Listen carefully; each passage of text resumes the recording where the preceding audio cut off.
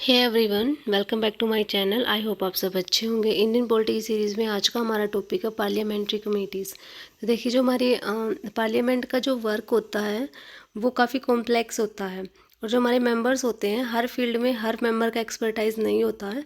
तो अच्छे से मेंबर्स को गाइड करने के लिए या जो भी डॉक्यूमेंट पार्लियामेंट के अंदर पेश किया जाता है उसकी अच्छे से जाँच पड़ताल करने के लिए कुछ कमेटीज़ बनाई गई हैं।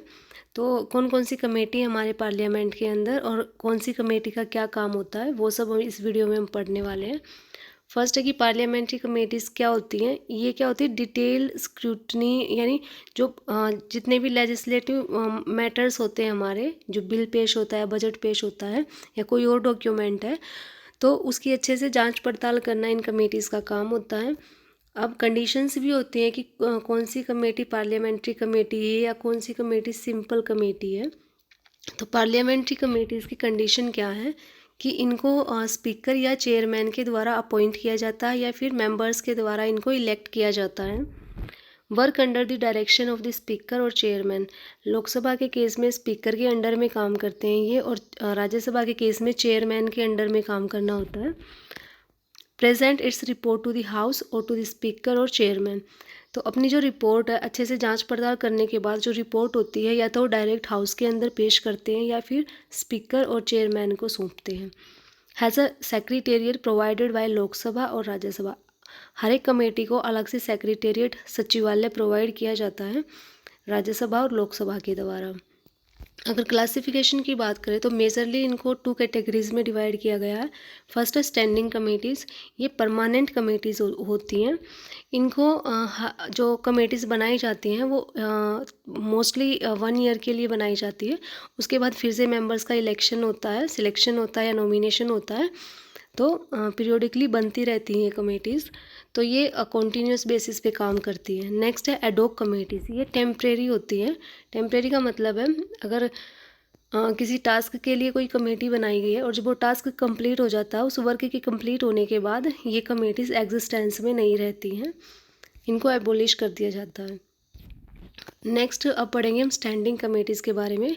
इस वीडियो में हम जो हमारे एग्ज़ाम पॉइंट ऑफ व्यू से इम्पोर्टेंट कमेटीज़ है सिर्फ वही हम स्टडी करने वाले हैं। अदरवाइज़ कमेटीज़ बहुत सारी हैं ये। तो फर्स्ट हम पढ़ेंगे फाइनेंशियल कमेटीज़। तो फाइनेंशियल कमेटीज़ में फर्स्ट कमेटी आती है पब्लिक अकाउंट कमेटी। इस कमेटी के अंदर टोटल 22 मेंबर्स होते हैं, 15 लोकसभा से और 7 राज्यसभा से। मिनिस्टर्स जो होते हैं वो इन कमेटीज़ के मेंबर नहीं हो सकते। जो चेयरमैन होते हैं वो अपोजिशन पार्टी से होते हैं और वो स्पीकर के द्वारा अपॉइंट किए जाते हैं। यहाँ इस कमेटी का काम होता है, जो हमारी यूनियन गवर्नमेंट है उसके सारे फाइनेंस अकाउंट्स को चेक करना। तो देखिए, हम सब जानते हैं कि जो कंट्रोलर एंड ऑडिटर जनरल यानी जो कैग होता है वही सारे जो गवर्नमेंट के जितने भी अकाउंट्स हैं सबको ऑडिट करने का काम कैग का होता है। तो उसके बाद ऑडिट करने के बाद कैग अपनी रिपोर्ट तैयार करता है, तो उस रिपोर्ट को भी चेक करना इस कमेटी का काम होता है, पब्लिक अकाउंट्स कमेटी का। तो इसीलिए कैग को इस कमेटी का फ्रेंड या फिलोसोफर भी बोला जाता है।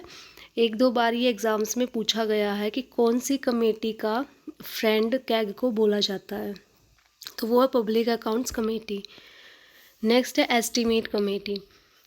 अगर इंडिपेंडेंस के बाद की अगर हम बात करें तो 1950 के अंदर इस कमेटी को बनाया गया था, और जॉन मैथाई जो कि उस टाइम पे फाइनेंस मिनिस्टर थे हमारे इंडिया में, उनकी रिकमेंडेशन पर इस कमेटी को बनाया गया था।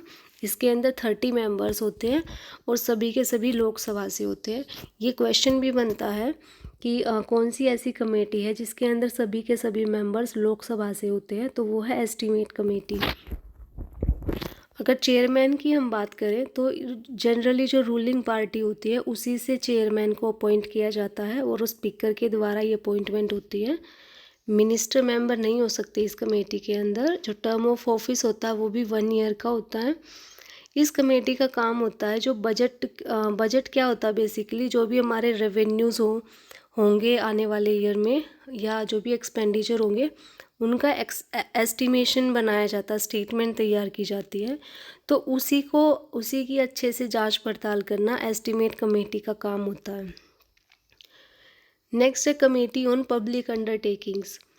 इसको 1964 में बनाया गया था और क्रिश्चियन मेनन कमेटी थी, उन्होंने रिकमेंड किया था इस कमेटी के लिए। मिनिस्टर इसमें मेंबर नहीं हो सकते। इसके अंदर जो टोटल मेंबर्स होते हैं वो 22 होते हैं, 15 लोकसभा से और 7 राज्यसभा से। इसका काम होता है जो हमारी PSUs है, जो पब्लिक अंडरटेकिंग्स है, यानी जो ऐसी कंपनीज जिसमें हमारी गवर्नमेंट का शेयर होता है, उनकी रिपोर्ट्स और अकाउंट्स को की जांच पड़ताल करना इस कमेटी का काम होता है। और जैसे कैग अगर इन कंपनीज की रिपोर्ट को ऑडिट करती है तो उन रिपोर्ट्स को भी फिर जांच पड़ताल करना इस कमेटी का काम होता है। नेक्स्ट, ये तीनों हमारी फाइनेंस कमेटीज़ थी। अब कुछ डिपार्टमेंटल कमेटीज़ भी हैं, यानी हर एक डिपार्टमेंट के लिए अलग से कमेटी बनाई गई है। तो अगर टोटल बात करें तो 24 कमेटीज़ है पार्लियामेंट के अंदर, जो डिपार्टमेंट्स में डिवाइड हो रखी हैं। हर एक कमेटी के अंदर 31 मेंबर्स हैं, 21 लोकसभा से और 10 राज्यसभा से। अब इन 24 कमेटीज़ में से भी जो 8 कमेटीज़ है वो राज्यसभा के लिए काम करती हैं और 16 कमेटीज़ है वो लोकसभा के लिए काम करती हैं। हाँ, इसमें कोई इलेक्शन नहीं होता मेंबर्स का, वो नॉमिनेट किए जाते हैं। मेन ऑब्जेक्टिव है जो इन कमेटीज़ का, वो है कि जो काउंसिल ऑफ मिनिस्टर हैं वो ज़्यादा रिस्पॉन्सिबल हो सके पार्लियामेंट के लिए अपने वर्क को लेकर। They also assist the parliament in debating budget more effectively. ये बजट जो पेश किया जाता है उसमें बहुत सारी टर्म्स ऐसी होती हैं जो सभी मेंबर्स को समझ ना आए, तो अच्छे से हर एक मेंबर को गाइड करना और उसको अच्छे से समझाना, ताकि जो बहस होती है बजट पर वो और इफ़ेक्टिव हो सके, तो वो भी इन कमेटीज़ का काम होता है। नेक्स्ट है हमारी एथिक्स कमेटी। इसके अंदर 15 मेंबर लोकसभा से होते हैं और 10 मेंबर राज्यसभा से होते हैं, टोटल 25 मेंबर्स होते हैं। इसका जो काम होता है वो ये चेक करना कि जो पार्लियामेंट के जो रूल्स एंड रेगुलेशंस है वो अच्छे से फॉलो हो रहे हैं, अदरवाइज़ उनके अगेंस्ट एक्शन लेना, उसको क्या एक्शन लिया जा सकता है वो रिकमेंड करने का काम भी इस कमेटी का होता है। नेक्स्ट जो कमेटी है वो है बिजनेस एडवाइजरी कमेटी। जितना भी जो हमारे हाउसेस का जो टाइम टेबल है उन सबको रेगुलेट करने का काम इस कमेटी का होता है। इसमें भी 15 मेंबर्स लोकसभा से होते हैं और इसमें स्पीकर भी इंक्लूड होते हैं। स्पीकर ही इस कमेटी के चेयरमैन होते हैं। राज्यसभा से 11 मेंबर्स होते हैं और उसके अंदर जो हमारे वाइस प्रेसिडेंट यानी कि जो राज्यसभा के चेयरमैन होते हैं वो भी इंक्लूड होते हैं। वो इस कमेटी के एक्स ऑफिशियो चेयरमैन होते हैं।